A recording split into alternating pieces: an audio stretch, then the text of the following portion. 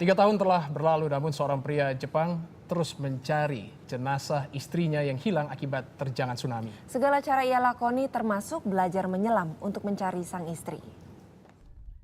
Belajar menyelam untuk mencari jenazah istrinya yang hilang. Itulah yang dilakoni seorang pria Jepang berusia 57 tahun, Yasuo Takamatsu. Yasuo adalah korban tsunami dan gempa yang menerjang pantai Pasifik Jepang. 3 tahun sudah ia berpisah dengan istrinya, namun kerinduannya tak kunjung padam. Sopir bus ini berusaha menyelam meski ia tak terbiasa berada di lautan. Suhu dingin di air yakni 5 derajat Celcius tak menyurutkan niatnya untuk menyelam dan belajar menyeimbangkan daya apung di dalam air. Ia mendapatkan lisensi menyelam Desember lalu. Ditemani pelatihnya, Yasuo terus berusaha agar dapat menyelam dengan baik dan dapat mencari puing-puing yang tersisa dari istrinya. もちろんね、遺体が上がれば、遺体というか遺骨となってるんでしょうけどね。まあ、一かけらでも見つかればなと思ってるんですけどね。 Lebih dari 2.600 orang hilang saat tsunami dan gempa meluluhlantakan Jepang Maret 2011 lalu. Sementara ada sekitar 16.000 korban jiwa yang terdata. Pada saat itu, istri Yasuo, Yuko Takamatsu, sedang berada di kantor. Sebelum datangnya bencana, Yasuo sempat menerima pesan terakhir dari istrinya yang menyatakan istrinya ingin pulang ke rumah. Dari 13 orang yang melarikan diri ke atap kantor bank tersebut, hanya 1 orang yang berhasil selamat. Dan dari 12 orang hilang, hanya 4 jenazah yang ditemukan.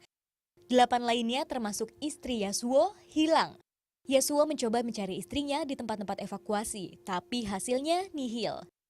Ia ingin tetap mencari apapun yang tersisa dari istrinya. Petugas evakuasi menemukan telepon genggam Yuko saat menyisir puing-puing tsunami. Setelah mengeringkannya, Yasuo baru sadar istrinya menulis pesan singkat terakhir yang tak pernah ia terima. Hampir bertepatan saat ombak menerjang. Isi pesan itu adalah tsunami besar datang. Pencarian jenazah istrinya dilakukan di kedalaman 7 meter hari Minggu lalu. Mereka menyelam 2 kali sehari selama lebih dari 1 jam di tiap penyelaman. Tak mudah mencari puing-puing yang tersisa di perairan keruh. 先月も免許証とか身分証明書が2つ見つかったりとかまだしてる状況なのでまだ見つかる可能性はありますし、骨とかもまだ見つかったりもします。 Kelompok penyelam relawan Jepang mencari puing-puing sisa dari korban tsunami setidaknya 2 kali dalam sebulan. Mereka kerap menemukan tulang belulang manusia ataupun barang-barang milik korban.